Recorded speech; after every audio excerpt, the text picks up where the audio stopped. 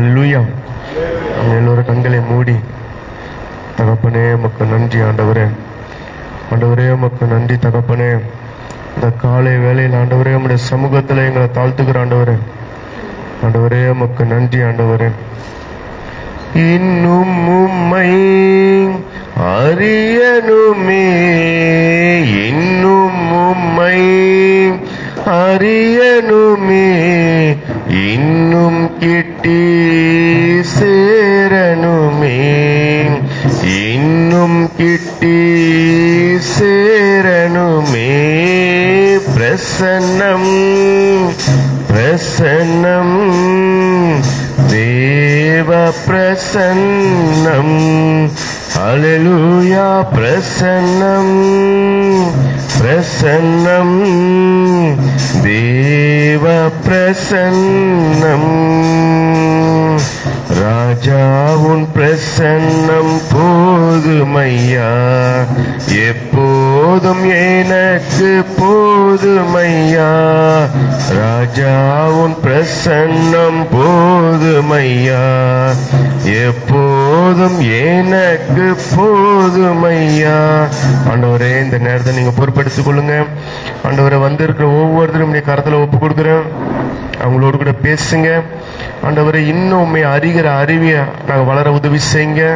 அந்த மேன்மையில நாங்கள் அடைய உதவி செய்யுங்க. உமக்கு பிரியமான பிள்ளைகளாய் நாங்கள் வாழ எங்களுக்கு கற்றுத்தாங்க. உயிர்த்தெழுந்த இயேசுவின் நாமத்தில் பிதாவே, ஆமேன். ஹல்லேலூயா. அப்போஸ்தலர் நிருபம் 17வது அதிகாரத்துல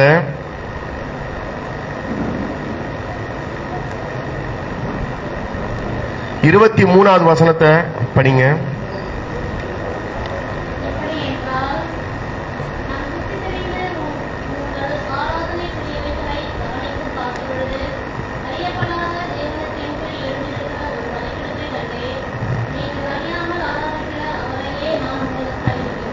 ஹல்லேலூயா.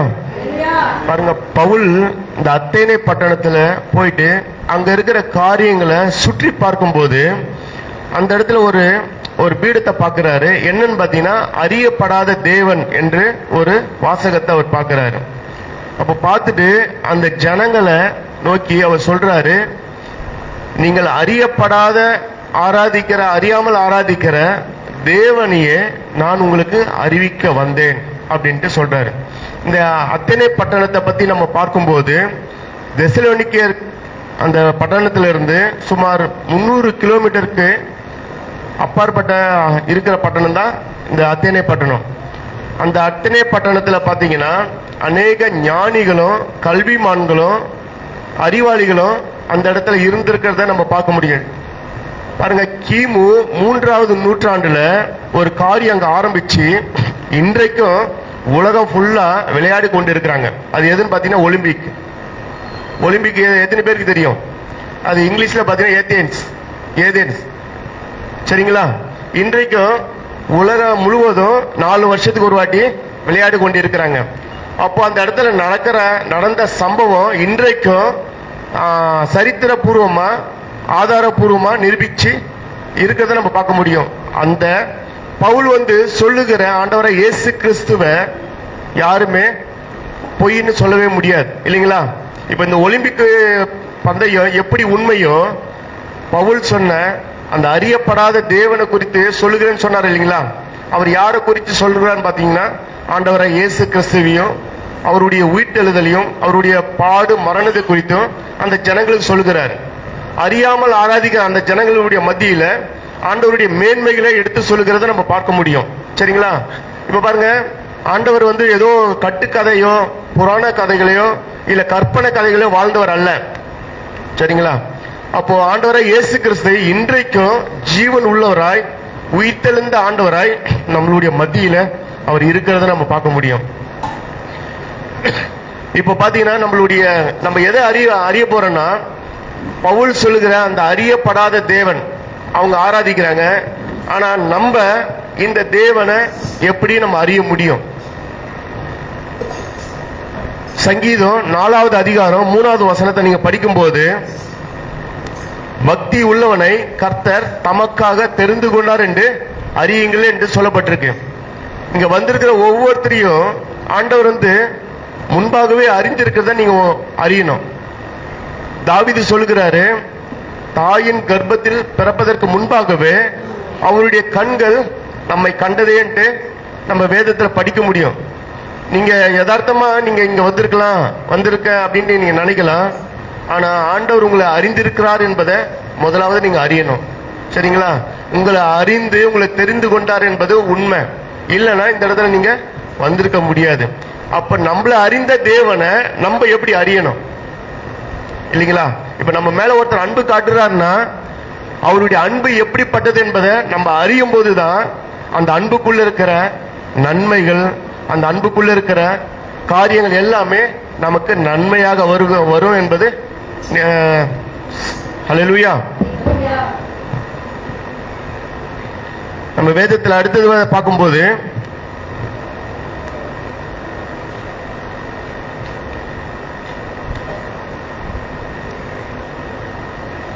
பாருங்க, 3 காரியத்தை நம்ம பார்க்க போறோம்.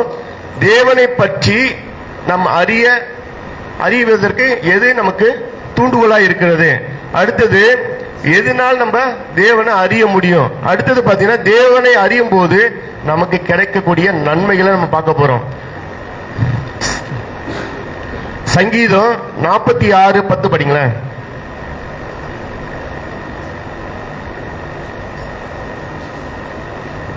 சங்கீதம் 46:10.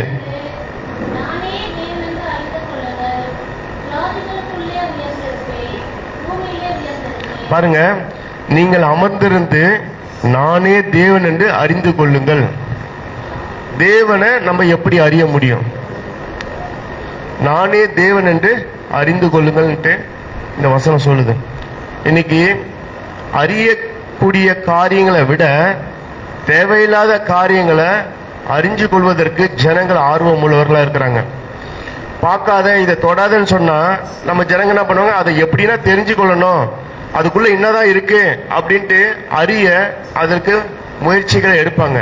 ஆனா அறிய வேண்டிய ஒரு காரியத்தை நம்ம அறிவதற்கு நேரத்தையும் காலத்தையும் நம்ம அதுக்கு செலவு பண்றதே இல்லை. இன்னைக்கு பாருங்க, செல்போன்ல நம்ம எவ்வளவு நேரம் யூஸ் பண்றோம்னு பாருங்க. ஆனா அதே டைம் நம்ம தேவனை அறிவதற்கு நம்ம பயன்படுத்துகிறோமா பாத்தீங்கன்னா இல்ல.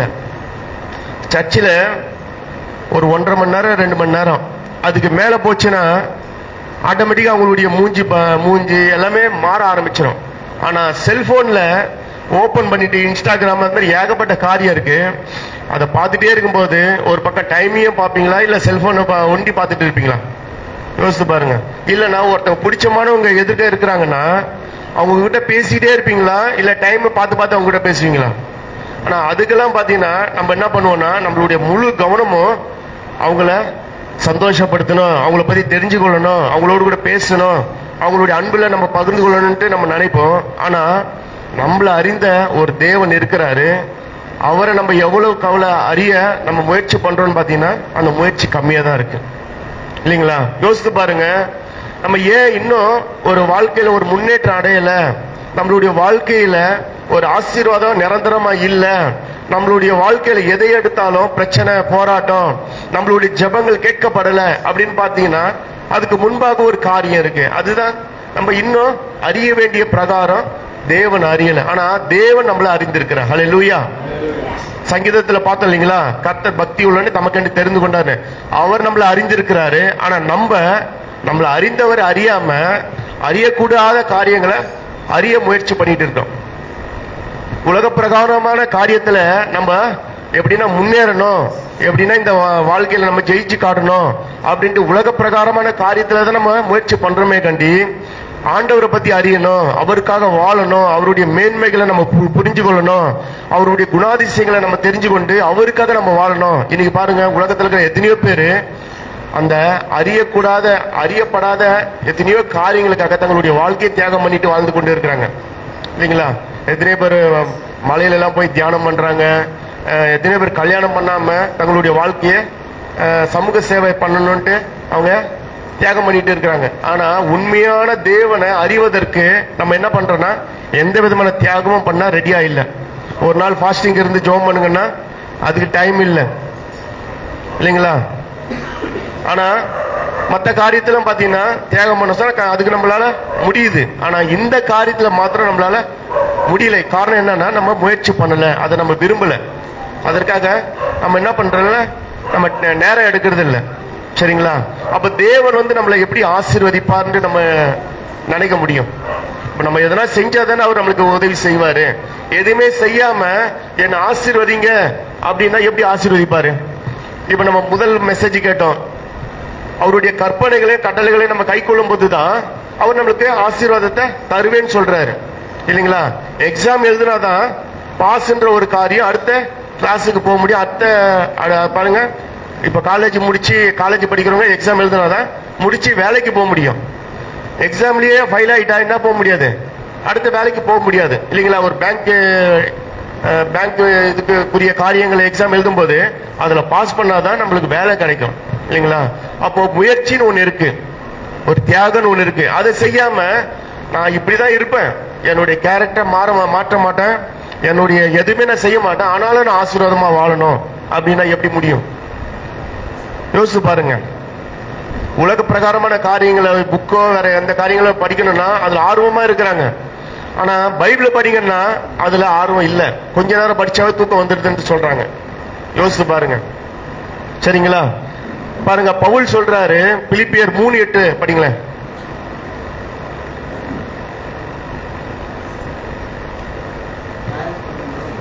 பிலிப்பியர் 3வது அதிகாரம் 8வது வசனத்துல,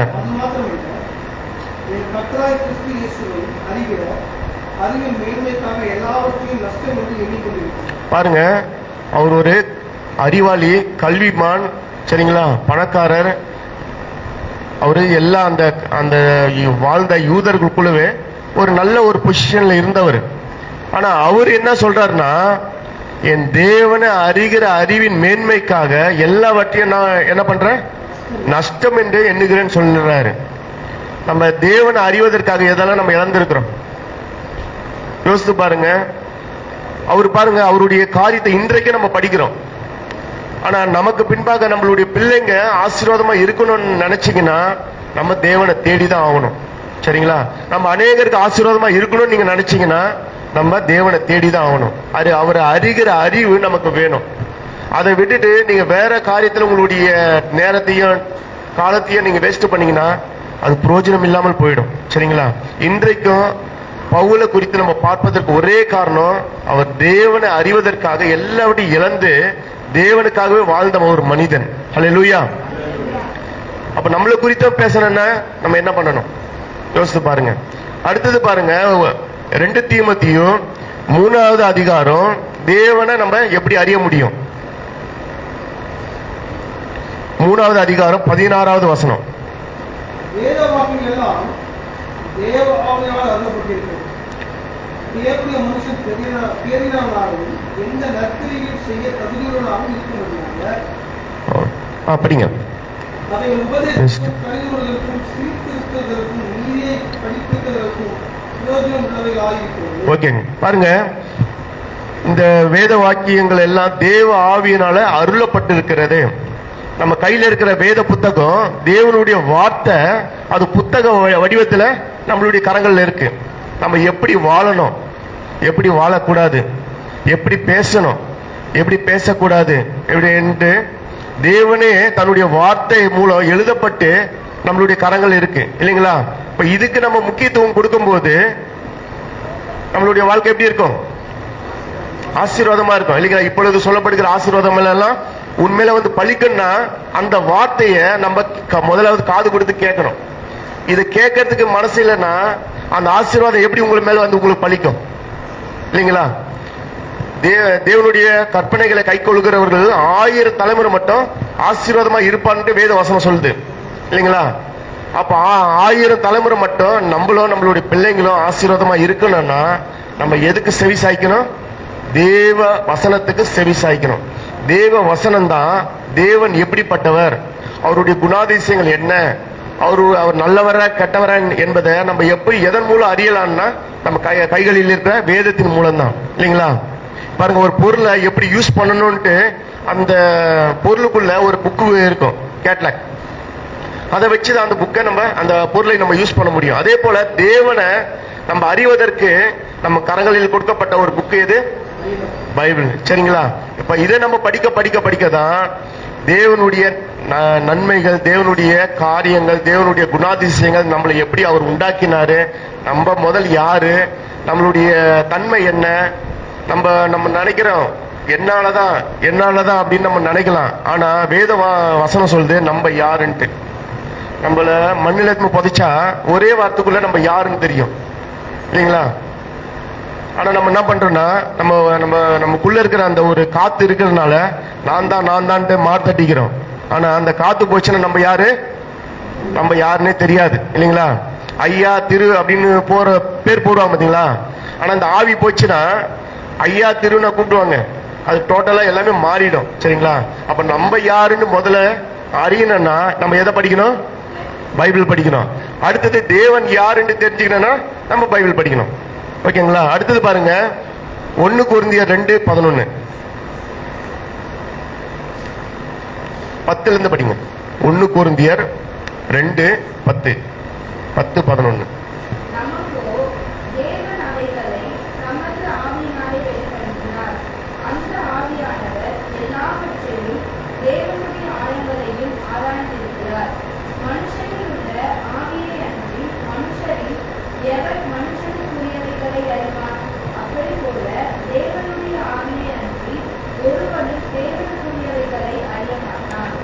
ஹல்லேலூயா. பாருங்க, இப்ப மனுஷனை பத்தி தெரிஞ்சுக்கணும்னா மனுஷ ஆவி மொழி தான் தெரியும். இப்ப எறும்பை பத்தி தெரிஞ்சுக்கணும்னா நம்ம எறும்பு போல மாறணும். ஆனா தேவனை பத்தி நம்ம தெரிஞ்சு கொள்ள வேண்டும்னா நம்ம எப்படி மாறணும்? யாருடைய ஆவியை பெறணும்? தேவனுடைய ஆவியை பெற்றாதான் நம்ம தேவனுக்குரிய காரியங்களை தெரிஞ்சு கொள்ள முடியும். எத்தனை பேர் அபிஷேகம் பெற்றிருக்கீங்க? அபிஷேகம் பெற்றது மாத்திரமல்ல, அந்த அபிஷேகத்தை தொடர்ந்து அதுல நம்ம அனல் மூட்டி எழுப்பி கொண்டே இருக்கணும். இந்த அந்நிய பாஷை நம்ம தொடர்ந்து பேசிக்கொண்டே இருக்கணும். அந்நிய பாஷை என்பது என்ன? வேற ஒண்ணும் இல்ல, தேவனோடு கூட பேசுகிறது தான் அந்த காரியம். சரிங்களா? அப்ப தேவ ஆவியினால நம்ம நிரப்பப்படாம தேவனுக்குரிய காரியங்களை நம்ம தெரிஞ்சு கொள்ள முடியாது. தேவ ஆவியானவர் தான் தேவனுடைய ஆழங்களை நமக்கு தெரியப்படுத்துவாரு. தேவ ஆவியை நம்ம பெறாம தேவனுக்குரிய காரியங்களை நம்ம எப்படி புரிஞ்சு கொள்ள முடியும்? மனுஷனுடைய ஆவியினால தேவனுடைய காரியங்களை நம்மளால புரிந்து கொள்ள முடியாது இல்லைங்களா? பாருங்க, பேதுரு பாருங்க, அபிஷேகம் பெறுவதற்கு முன்பாக தேவனை காட்டி கொடுத்தான். அபிஷேகம் பெற்றதுக்கு அப்புறம் அவர் என்ன பண்றாரு? ரத்த சாட்சியா மறிக்கிறாரு. அப்ப அவ்வளவு தைரியம் எப்படி வருதுன்னா, தேவனை அறிகிற அறிவு அவனுக்குள்ள வருவதற்கு அந்த ஆவியானவர் அவனுக்குள்ள இருந்து கிரியை செய்தார். ஹல்லேலூயா. தேவனுடைய ஆழங்களையும் அவருடைய தன்மைகளையும் அவருக்கு வெளிப்படுத்தி காட்டினதுனால தேவனுக்காக சாவதற்கும் தன்னை ஒப்பு கொடுத்தாரு. ஆனா நம்ம ஏன் சில காரியங்களை நம்மளால பண்ண முடியலன்னா, இன்னும் அபிஷேகத்துல நம்ம வளராம இருப்பதற்காக தான். வளரல என்பதுதான் அர்த்தம். பாருங்க, ஸ்டார்டிங்ல அபிஷேகம் பெற்றேன், இன்னைக்கு பாத்தீங்கன்னா ஆவியானவர் என் கூட இருக்கிறாரான்னு பாத்தீங்கன்னா உங்களே செக் பண்ணி பாருங்க. இப்போ ஒரு நாள் சார்ஜ் போட்டு செல்போனை 1 மாசம் யூஸ் பண்ண முடியுங்களா?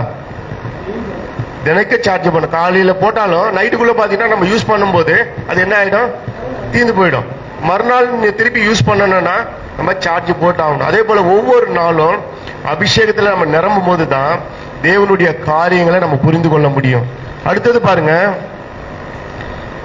யோபு 21:15. அவரை பத்தி தெரிஞ்சு கொள்ளணும்னா அவர் யாரு?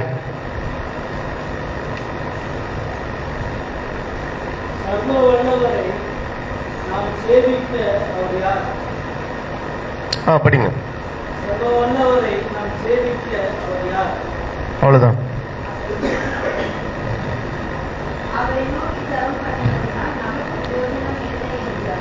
ஓகே. பாருங்க, சர்வ வல்லவரை சேவிக்க அவர் யார்? இன்னைக்கு எல்லாருமே அந்த கேள்விதான் கேட்கிறாங்க. அவரு யாரு?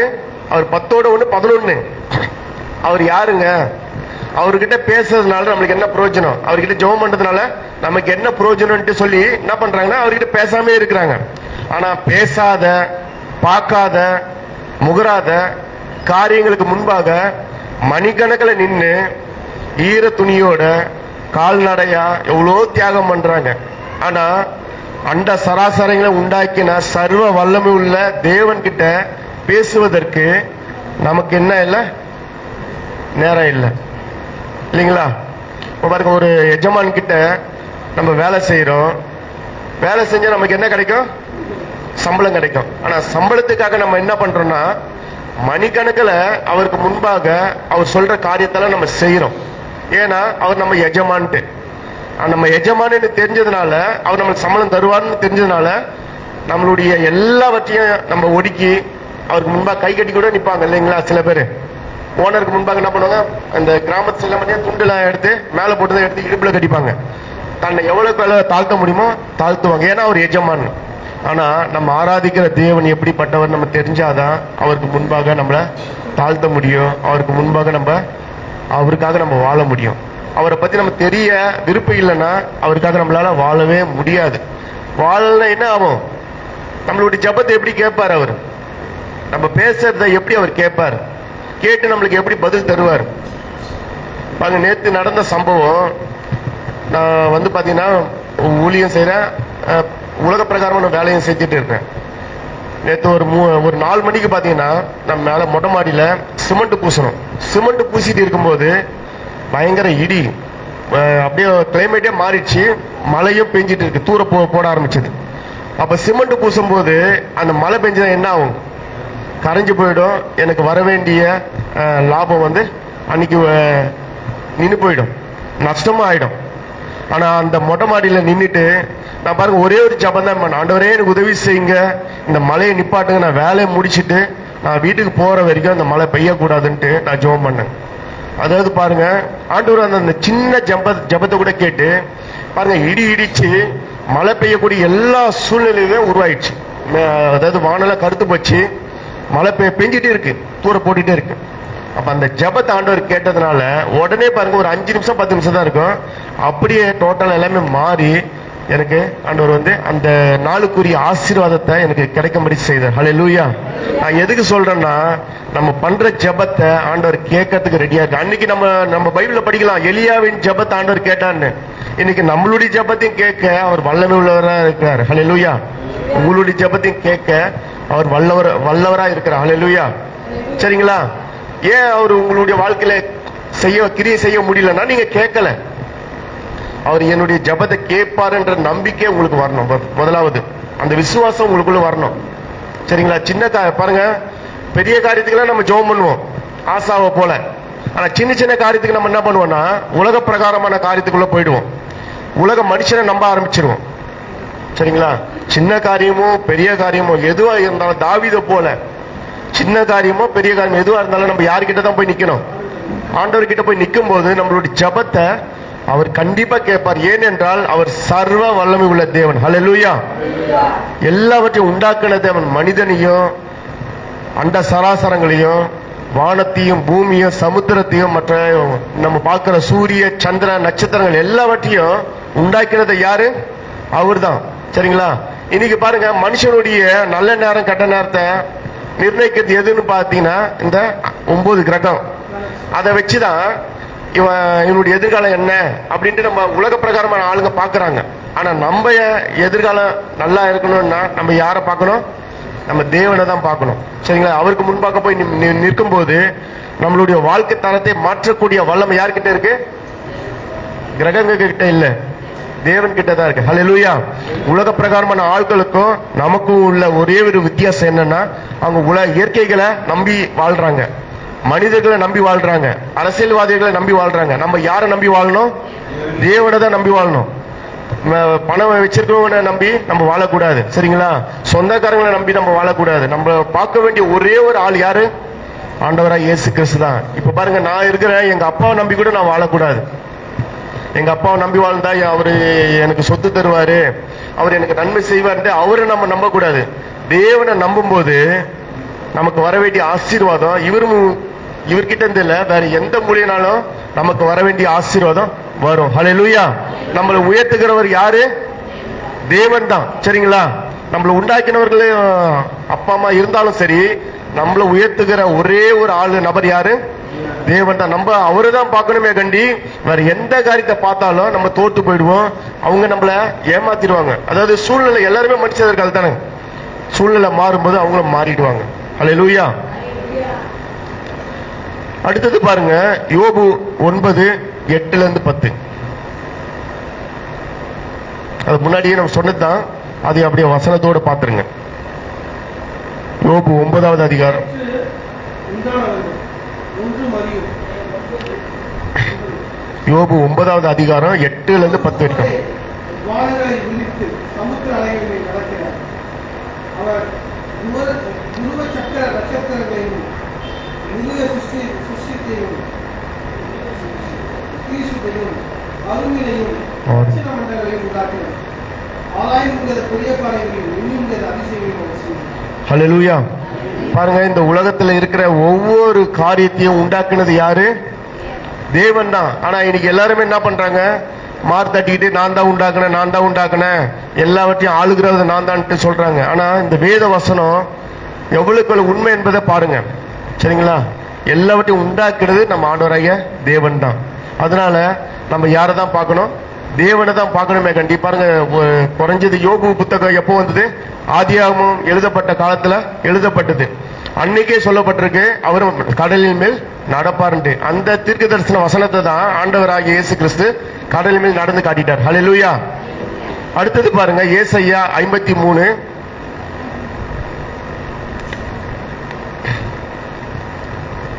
53வது அதிகாரம் 8, 5, 8, 9 படிங்க. அவர் யாரு? அவர் நமக்காக என்ன பண்ணாரு? அவர் எடுக்கப்பட்டார். அவர் வம்சத்தை யாரால் சொல்லி முடியும். ஐயா 5வது, சாரி 53, 5 படிங்க. நம்முடைய மிருக நிமித்தம் அவர் காயப்பட்டார், அக்கிரமங்கள் நிமித்தம் அவர் நொறுக்கப்பட்டார். பாருங்க, நமக்காக ஒருத்தர் பாடுபட்டிருக்கார். அவர் சர்வ வல்லவர் மாத்திரமல்ல, அகிலத்தையும் உண்டாக்கினவர் மாத்திரமல்ல, அவர் நமக்காக என்னவோ பண்ணி இருக்கிறார்? பாடுபட்டு இருக்கிறார். ஹல்லேலூயா. பாருங்க, உங்களுக்காகவும் எனக்காகவும் ஒருத்தர் மரிச்சிருக்கிறார். நீங்க அனுபவிக்க வேண்டிய தண்டனைய ஒருத்தர் ஏற்றுக்கொண்டு இருக்கிறார். நீங்க பட வேண்டிய பாடுகளை ஒருத்தரை ஏற்றுக்கொண்டு இருக்கிறார். நீங்க அனுபவிக்க வேண்டிய அவமானத்தை ஒருத்தரை ஏற்றுக்கொண்டு இருக்கிறார். வேற யாரா ஏற்றுக்கொள்ள முடியுங்களா? பாருங்க, அந்த கேடு அடைஞ்சார்னு சொல்லப்பட்டிருக்கு. அவர் சிலுவையில தொங்கும் போது, இன்னைக்கு இந்த போட்டோல எல்லாம் பாப்பீங்க, ஒரு துணி கட்டிட்டு இருக்கிற மாதிரி அவரை நிர்வாணமா தொங்கினார். எதுக்காகனா உங்களை உயர்த்தும்படி, உங்களை ஆசீர்வதிக்கும்படி, உங்களுக்காக அவரு பரிந்து பேசுகிற தேவனா இருக்கிறாரு. அப்ப அவரை பத்தி நம்ம தெரிஞ்சுக்கொள்ள நம்ம எவ்வளவு டைம் ஸ்பெண்ட் பண்ண பாருங்க, எவ்வளவு நேரத்தை ஒதுக்கணும் இல்லைங்களா? அவர் சர்வ வல்லவர் மாத்திரமல்ல, உங்களுக்காகவும் எனக்காகவும் அவரு பாடுபட்டார். இன்னைக்கு ஈஸ்டர், குட் ஃப்ரைடே எல்லாம் கொண்டாடுறோம், ஒரு பண்டிகையா நம்ம கொண்டாடிட்டு போயிடுறோம். ஆனா அதுக்குள்ள இருக்கிற கருத்தை நம்ம உணர்ந்து ஒவ்வொரு நாளும் அவர் எனக்காக பாடுபட்டாரு, எனக்காக அக்கிரமங்களை சுமந்தாரு, எனக்கு வர வேண்டிய தண்டனை அவர் ஏற்றுக்கொண்டாரு, என்னை பரம்பரையா வருகிற சாபத்திலிருந்து என்னை மீட்டு கொண்டாரு. கலாத்தியர் 3 அதிகாரம் 13 வசனத்துல சொல்லப்பட்ட வசனத்தின்படி மரத்தில் தூக்கப்பட்ட எவனோ சபிக்கப்பட்டவன் என்று எழுதியிருக்கிற பிரகாரம் கிறிஸ்து நியாயப்பிரமாண சாபங்களுக்கு எல்லாவற்றிலிருந்து நம்மளை மீட்டு கொண்டாரு. அல்லேலூயா. பாவம், சாபம், வியாதி, மரணம் எல்லாவற்றிலிருந்தும் மீட்டு கொண்ட ஒரே ஒரு தேவனை நம்ம இன்னும் ஒவ்வொரு நாளும் அறிய வேண்டிய காலத்துல நம்ம இருக்கிறோம். நம்ம இப்ப அறியலைன்னா எப்ப அறிய போறோம்? ரட்சிக்கப்பட்டு இத்தனை வருஷம் ஆகுதுங்க அப்படின்ட்டு நம்ம பெருமையா சொல்லலாம். ஆனா எவ்வளவு நீங்க தேவனை அறிஞ்சிருக்கீங்க? இந்த வேத புத்தகத்தை எத்தனை முறை படிச்சிருக்கீங்க? எவ்வளவு நேரம் உட்கார்ந்து அந்நிய பாஷை பேசியிருக்கீங்க? சொல்லுங்க, யோசித்து பாருங்க. நானும் ஒரு கிறிஸ்தவன்ட்டு கிறிஸ்தவ குடும்பத்துல பிறந்ததுனாலயோ இல்ல பேர் வச்சுக்கிறதுனாலயோ நம்ம கிறிஸ்தவனா மாறிட முடியாது. கிறிஸ்துவுக்காக நம்ம வாழ்கிறவங்க தான் கிறிஸ்தவங்க. அல்லேலூயா. கிறிஸ்துவ உள்ள தரித்துக் கொள்கிறவங்க தான் கிறிஸ்தவங்க. அல்லேலூயா. யோசித்து பாருங்க, ஒரு மணி நேரம் உட்கார்ந்து ஜெபம் பண்ணிருப்பீங்களா? நாங்க 2020 இந்த கொரோனா வந்த காலத்துல பாத்தீங்கன்னா வேலையெல்லாம் ஸ்டாப் ஆயிடுச்சு பாத்தீங்களா? அப்போ நாங்களும் இன்னொரு குரூப்பும் சேர்ந்து நாங்க தொடர்ந்து 10 நாள் ஜெபம் பண்ணோம். 250 மணி நேரம் 10 நாள் வேற எதுவும் பேசல, ஒரு அந்நிய பாஷை தான். அது பேசும்போது என்ன நடந்ததுன்னு பாத்தீங்கன்னா, அந்த வருஷம் மழை பெஞ்சதுங்க. அப்போ ஆண்டவர் வந்து எனக்கு ஒரு தரிசனம் கொடுத்தாரு. அதுல பாத்தீங்கன்னா ஒரு சேரும் தண்ணியும் அடிச்சுட்டு போற மாதிரி காமிச்சாரு. அதுக்கப்புறம் கொஞ்ச நேரம் கழிச்சு திருப்பியும் ஜோம் பண்ணும்போது பாத்தீங்கன்னா நெற்பயிரெல்லாம் தண்ணியில முழுகி இருக்கிறத பார்த்தோம். அதுக்கப்புறம் பாத்தீங்கன்னா எந்த உயிரும் அந்த தண்ணியில அடிச்சுட்டு போறத பார்க்கல. அப்போ உடனே எங்க கூட இருக்கிறவங்க கிட்ட சொன்னேன், நான் இந்த வருஷம் அதிகமான மழை பெய்யும், ஆனா எந்த விதமான உயிர் சேதமும் இருக்காதுன்னு சொன்னேன். நாங்க வந்து ஒரு 15ஆம் தேதி பிரேயர் ஸ்டார்ட் பண்ணோம். 24ஆம் தேதி கிட்ட அந்த மழை ஸ்டார்ட் ஆச்சு. அப்ப பாருங்க, நடக்க போற காரியத்தை ஆண்டவர் காட்டினாரு. இது எதுக்கு சொல்றேன்னா, தேவனுடைய பாதத்துல நம்ம அமர்ந்திருந்து அவரோடு கூட பேசும்போது நடக்க போகிற காரியங்களையும் வெளிப்படுத்த அவர் வல்லவரா இருக்கிறார். ஹல்லேலூயா. நம்ம வேதத்துல மாத்திரம் இவங்களுக்கு அவர் வெளிப்படுத்தினாரு, அவங்களுக்கு வெளிப்படுத்தினாரு நம்ம படிச்சுட்டு போயிடலாம். ஆனா அனுபவபூர்வமா நம்ம எனக்கு என்ன நம்ம அனுபவிச்சிருக்கிறோமா? அடுத்தது பாத்தீங்கன்னா, அந்த வருஷம் முடிவதற்குள்ளாகவே எனக்கு வர வேண்டிய ஆசீர்வாதங்களை ஆண்டவர் கொடுத்தாரு. எனக்கு சொந்த வீட்டை கொடுத்தாரு. மற்ற எனக்கு சேர வேண்டிய சொத்துக்கள் எல்லாம் என் பேர் மேலே எழுதப்பட்டது. ஹல்லேலூயா. பாருங்க, ஆண்டவருடைய பாதத்துல அமர்ந்திருக்கும் போது நமக்கு வர வேண்டிய நன்மைகள் எந்த தடுப்பு சுவர் போட்டு தடுத்து இருந்தாலும் சரி, வெண்கல கதவு போட்டு பூட்டி இருந்தாலும் சரி, அதை எல்லாத்தையும் உடைத்து நமக்கு நேராக ஆண்டவர் கொண்டு வர அவர் வல்லவரா இருக்கிறார். ஹல்லேலூயா. அப்ப தேவ ஆவியினால நிரப்பப்பட்டு தேவனுடைய பாதத்துல அமர்ந்திருக்கும் போது நமக்கு வர வேண்டிய நன்மை கண்டிப்பா வரும். இதை பண்ணாம நம்ம உலக பிரகாரமாவே ஓடிட்டு இருந்தா நமக்கு வர வேண்டிய நன்மை எப்படி வரும்? யோசித்து பாருங்க. தேவனுடைய பாதத்திலேயே அமர்ந்திராம அவருடைய பிரசன்னத்தை அனுபவிக்காம நம்ம எப்படி அவருக்காக நம்ம வாழ முடியும்? ஒருத்தர் பாத்தீங்கன்னா பரலோகம் போனார்களாம். பரலோகம் போகும்போது, ஏன்னா அவர் வெளிச்சத்தையே பார்க்காத ஆளு, ஆனா கிறிஸ்தவர். பரலோகம் போயிட்டு அந்த வெளிச்சத்துல பார்க்கும்போது அவரால் அந்த வெளிச்சத்தை பார்த்து தாங்க முடியாம அவர் அந்த இடத்துல விட்டு ஓடிட்டாங்க. வெளிச்சத்தை பார்த்து பழக்கம் இல்லாதவங்க வெளிச்சத்துல எப்படி வாழ முடியும்? இல்லைங்களா? சொல்றது புரியுதுங்களா? வெளிச்சத்தையே பார்த்து பழக்கம் இல்லாதவங்க வெளிச்சத்துல எப்படி வாழ முடியும்? அப்ப தேவனுடைய பிரசன்னத்தை அனுபவிக்காதவங்க பரலோகத்துல எப்படி இருக்கும்? தேவ பிரசன்னத்துல நிரம்பி இருக்கும். அதாவது பிரசன்னம் என்ன என்பது உங்களுக்கு தெரியும், சரிங்களா? அதை அனுபவிக்காம அந்த இடத்துல எப்படி நம்மளால வாழ முடியும்? குளிரே தாங்க முடியாதவங்க எப்படி குளிர் பிரதேசத்துல வாழ முடியும்? இல்லைங்களா? யோசித்து பாருங்க. அப்ப தேவன் கிட்ட இருந்து நன்மை வரணும்னா நீங்க தேவனுக்காக வாழ உங்களை ஒப்பு கொடுக்கும் போது தேவனுடைய ஆசீர்வாதம், அதாவது உலக பிரகாரமான ஆசீர்வாதத்துக்கு மாத்திரம் நம்ம தேவனை சார்ந்து கொள்ளக்கூடாது. இம்மைக்குரிய மறுமைக்குரிய ஆசீர்வாதங்களை அவர் மாத்திரம் தான் நம்மளுக்கு பெற்று தர முடியும், வேற யாராலையும் தர முடியாது. ஹல்லேலூயா. மார்கழி மாசம் இறந்தா நேரா சொர்க்கலோகம் போயிடலான்னு சொன்னா அன்னைக்கு எல்லாருமே என்ன பண்ணலாம்? சூசைட் பண்ணிக்கலாம், இல்லைங்களா? ஆனா ஈஸியா அந்த இடத்துல போக முடியாது. ஒரு பிளாட்டுக்குள்ள நுழையினாவே ஏகப்பட்ட செக்யூரிட்டி எல்லாம் தாண்டி தான் போகணும். ஆனா பரலோகம் மாத்திரம் எப்படிங்க போயிட முடியும்? டைரக்டா போயிட முடியுங்களா? யோசித்து பாருங்க. நம்ம இறந்ததுக்கு அப்புறம் நம்மளுடைய ஆவி எங்க போகுதுன்னு யாருக்கு தெரியும்? ஆண்டவர் பேதுருக்கு சொல்றாரு, இப்ப நீ இருக்கிற உன்னுடைய இஷ்டமான இடத்துக்கு நீ போலாம், உனக்கு இஷ்டமான ட்ரெஸ்ஸை நீ உடுத்தி கொள்ளலாம். ஆனா ஒரு காலம் வரும்போது உனக்கு விருப்பம் இல்லாத இடத்துக்கு உன்னை நடத்தி கொண்டு போவாங்க அப்படின்னு சொல்றாரு. புரியுதுங்களா? நம்ம கண்ணை மூடிட்டாவே நம்ம எங்க போவோம்னு யாருக்கு தெரியும்? நம்ம தேவனுக்காக வாழ்ந்திருந்தா தேவ தூதர்கள் வந்து நம்மளை கொண்டு போவாங்க. தேவனுக்காக வாழாத உங்களை எப்படி தேவ தூதர்கள் கொண்டு போவாங்க? விசுவாசத்தை கொண்டு போய் நரகத்துல போடும், அங்க எண்ணெய் சட்டியில போட்டு வறுப்பாங்கன்னு சொல்லுவாங்க, சரிங்களா? அப்ப நம்ம தேவனுக்காக வாழ இங்கேயே பழக்கம் இல்லைன்னா நம்ம பரலோகம் போகணுன்ற அந்த நினைப்பை மறந்துடணும். அல்லேலூயா. அடுத்தது பாருங்க, தேவனுக்காக தேவனை நம்ம அறியும் போது நமக்கு கிடைக்கிற நன்மை. 2 பேதுரு 1:2 வசனம் வாசிங்க. 1வது அதிகாரம் 2வது வசனம்.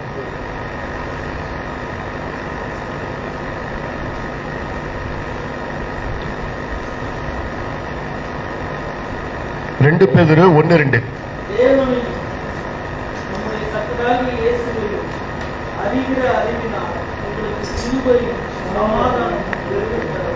ஹல்லேலூயா. தேவனை அறியும் போது நமக்கு கிடைக்கிற ஆசீர்வாதம் என்ன? கிருபையும் சமாதானமும். இன்னைக்கு இந்த ரெண்டுமே இல்லாம தான் ஜனங்க திண்டாடி கொண்டு இருக்கிறாங்க. சமாதானம் இல்லாம எத்தனையோ பணக்காரங்க இருக்காங்க, சமாதானம் இல்லாம அவங்களால வாழ முடியல. மருந்து மாத்திரையும் கையும் தான் இருக்கிறாங்க. தேவ தயவு இல்லாம, அதாவது கிருபை என்பது தேவ தயவு, அந்த தயவு இல்லாம மனுஷ தயவை தேடி ஓடிக்கொண்டிருக்கிறாங்க. சரிங்களா? நம்ம தேவனை அறியும் போது நமக்கு கிடைக்கிற ஒரு பெரிய ஆசீர்வாதம் சமாதானம். என்னுடைய சமாதானத்தையே உனக்கு வைத்து போகிறேன்ட்டு ஆண்டவர் கடைசியா பேசின வார்த்தையில சொல்லி இருக்கிறாரு. அல்லேலூயா. பாருங்க, ஓசியா 6:6 படிங்களேன். இதை படிச்சு நம்ம முடிக்கலாம். ஓசியா 6:6. தானியலுக்கு அப்புறம் வரும்.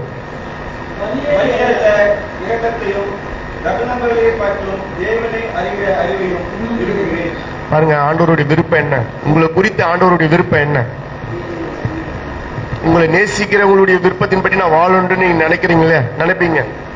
அப்ப உங்களை உண்டாக்கின தேவனுடைய விருப்பம் இதுதான். அவரை அறிகிற அறிவுல நீங்க வளரணும்னு என்று அவர் விரும்புறாரு. இந்த விருப்பத்தை எத்தனை பேரு நான் இனி அவருடைய விருப்பத்திற்காக தான் நான் வாழுவேன் அப்படின்ட்டு சொல்ல முடியும்? நீங்க உள்ளுக்குள்ளவே ஒரு தீர்மானம் எடுங்க. ஆண்டவரே, இனி எனக்காக நான் வாழாம, என்னுடைய விருப்பத்திற்காக நான் வாழாம, உண்மை அறிகிற அறிவை நான் வளர உதவி செய்யுங்க. இதுதான் உங்களுடைய விருப்பமா இருந்தா அதுக்கு என்னுடைய வாழ்க்கையை ஒப்பு கொடுக்கிறேன். எல்லாரும் கண்களை மூடி, ஆண்டவரே தகப்பனே, இந்த நேரத்தில் ஆண்டவரே எங்க எல்லோரையும் உடைய கரத்துல ஒப்பு கொடுக்குறேன். ஆண்டவரே, ஆண்டவரே உங்களுடைய விருப்பம் ஆண்டவரே உண்மை அறிகிற அறிவில் நாங்கள் வளரணும் என்பதுதான். ஆண்டவரே, அந்த விருப்பத்தை செய்ய எங்களுக்கு உதவி செய்யுங்க. ஆண்டவரே, உங்களுடைய வேதத்தை நாங்கள் படிக்கிறவர்களா எங்களை மாற்றுங்க. ஆண்டவரே, தேவ ஆவியினால நாங்கள் நிரப்பப்பட்டவர்களாய் நாங்கள் வாழ உதவி செய்யுங்க. பரிசுத்த ஆவியானவரோடு கூட நாங்கள் வாழ எங்களுக்கு உதவி செய்யுங்க. பரிசுத்த ஆவியானவரோடு கூட பேச எங்களுக்கு உதவி செய்யுங்க. ஆண்டவரே, அந்நிய பாஷை பேசுகிற பிள்ளைகளை எங்களை மாற்றுங்க. தேவனுடைய ரகசியங்களையும் நடக்க போகிற காரியங்களை அறிந்து கொள்ள எங்களுக்கு உதவி செய்யுங்க.